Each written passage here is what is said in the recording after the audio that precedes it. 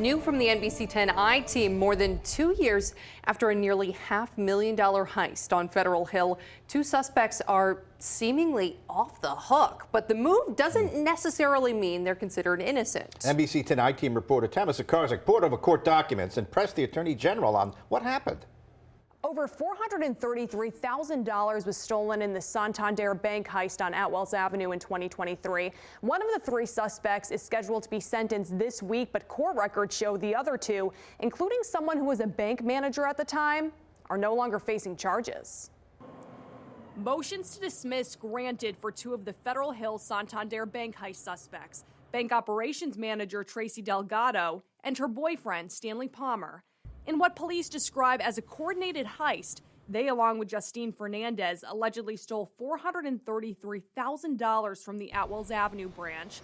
So why is Justine the only one still facing charges? Court records obtained by the I-Team show charges were dropped against Delgado and Palmer nearly a year ago in October. Motions to dismiss were filed, citing an unnecessary delay in moving the case forward. Did your office drop the ball? No, I can't comment on why those charges were dismissed. The truth is that is not why those two defendants have not been brought to trial, but I can't get into it more than that. AG Nerona would not go into detail about the case, but dozens of pages of court records obtained by the I-Team do. According to affidavits investigators filed for search warrants, police seized several items from Delgado's home: a black Nike jacket, 91 $2 bills, and a purple suitcase believed to be caught on the bank's surveillance camera. That same video also prompted suspicion the heist was an inside job. Delgado's colleagues told police one of the suspects had similarities in height, body type, and mannerisms to the bank operations manager. Despite the evidence, Delgado and Palmer never entered pleas, and the AG's office did not pursue the case within the 6-month requirement.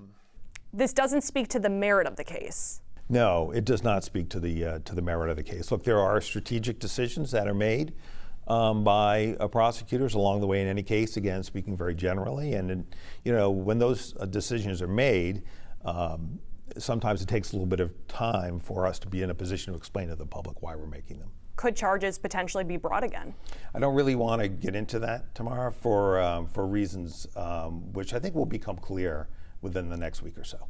Fernandez is scheduled to be sentenced in Superior Court this week. Court records show she admitted to the heist during police questioning, identifying Delgado and Palmer through photos, and explaining how they allegedly masterminded the biggest heist the city has seen in years. The case will play out in court. I think at that point, the public will have a better insight as to why the office has taken the steps that it has. Fernandez pled no contest to the charges, meaning she didn't admit to guilt, but also did not deny the charges. That still results in a criminal conviction. Whether she will actually be sentenced this week remains to be seen.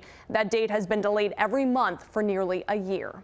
For the NBC 10 I-Team, I'm Tamas Sakarzik.